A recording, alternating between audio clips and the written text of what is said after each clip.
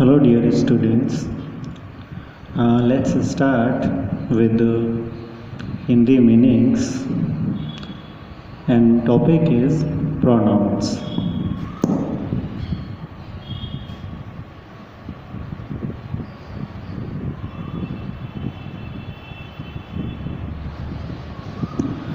Pronounce, अब हम इसकी जो टेबल है वो हम देख चुके हैं, पढ़ चुके हैं, लेकिन हमारा जो मेथड ऑफ टीचिंग है वो हिंदी है।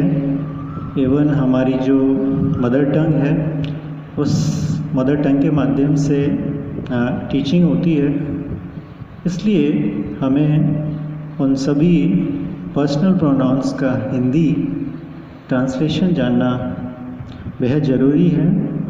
सो वन बाय वन उनका जो हिंदी मीनिंग है वो हम देख लेते हैं।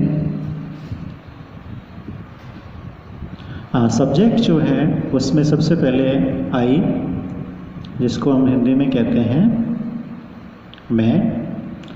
फिर फर्स्ट पर्सन का सेकंड सब्जेक्ट है वी, जिसको हिंदी में कहेंगे हम। सेकंड पर्सन में यू, जिसको आप या तुम हिंदी में हम यूज़ करते हैं। थर्ड पर्सन में सब्जेक्ट है ही, जो कि वह, और ये प्रयोग किया जाता है पुरुष के लिए।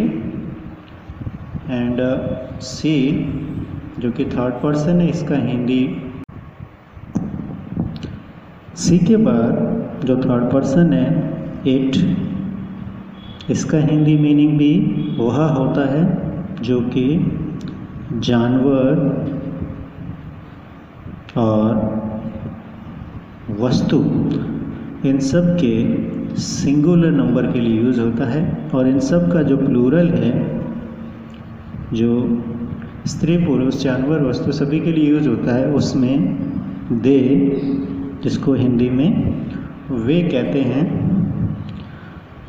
इस प्रकार से ये पर्सनल प्रोनाउंस के सब्जेक्ट्स हैं जिनका हिंदी में मीनिंग हमने देखा।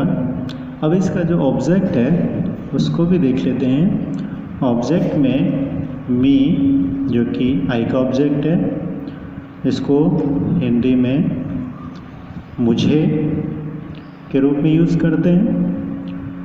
एंड वी का है अस, हमें।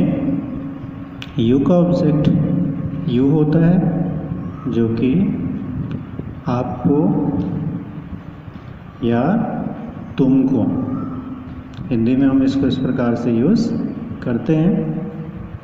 थर्ड पर्सन में ही का ऑब्जेक्ट होता है हिम, जिसका हिंदी ट्रांसलेशन है उसको। सी का ऑब्जेक्ट होता है हर, जिसका हिंदी ट्रांसलेशन है उसको। इट का जो होता है इट ही होता है, और उसका भी हिंदी ट्रांसलेशन है उसको। एंड दे, उसके लिए होता है डैम, जो हिंदी में हम यूज़ करते हैं उनको। इसके बाद जो पजेसिव केस है, जिसमें कि रिलेशन यूज़ किया जाता है, उन सब का हिंदी ट्रांसलेशन इस तरह से है माई, जो कि ये पजेसिव एडजेक्टिव है, इसके साथ में माइन होता है। माइन ये पजेसिव प्रोनाउन है। इन दोनों को हम हिंदी में इस प्रकार से यूज़ करते हैं, मेरा या मेरी। इसी प्रकार से जो आवर है, इसमें भी पहले एडजेक्टिव है और आवर्स है जो प्रोनाउन है, जिसको हम हिंदी में यूज़ करेंगे हमारा या हमारी। इसके बाद जो सेकंड पर्सन है, इसमें भी योर, योर्स, इसको हम तुम्हारा, तुम्हारी या आपका, आपकी, इस तरह से हिंदी में इनका यूज़ किया जाएगा। एंड इसके बाद जो ही है, उसकी फॉर्म हिज है दोनों एडजेक्टिव एंड प्रोनाउन में, जिसका कि हिंदी में हम ट्रांसलेशन उसका या उसकी इन दोनों रूपों में कर सकते हैं। सी का पजेसिव है हर, हर्स, जिसका भी हिंदी ट्रांसलेशन जब होगा तो उसका या उसकी। इट का जो है ओनली इट्स, जो कि सिंगल इसको यूज़ करते हैं एडजेक्टिव में, जो कि हिंदी में इसका मीनिंग उसका या उसकी दोनों हो सकता है। एंड फाइनली जो कि दे का पजेसिव है देयर एंड देयर्स, उनके।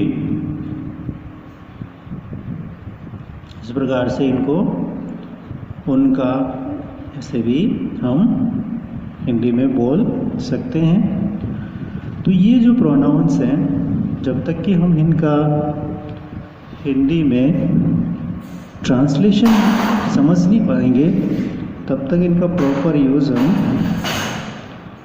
नहीं कर सकते हैं। इसलिए इनका सबका हिंदी ट्रांसलेशन समझ कर ही हम हिंदी से इंग्लिश में ट्रांसलेशन कर सकते हैं और इंग्लिश सेंटेंसेस को हम अच्छी तरीके से शुद्ध भाषा में उसका अनुवाद कर सकते हैं। So students, keep practicing with these words. Have a nice day.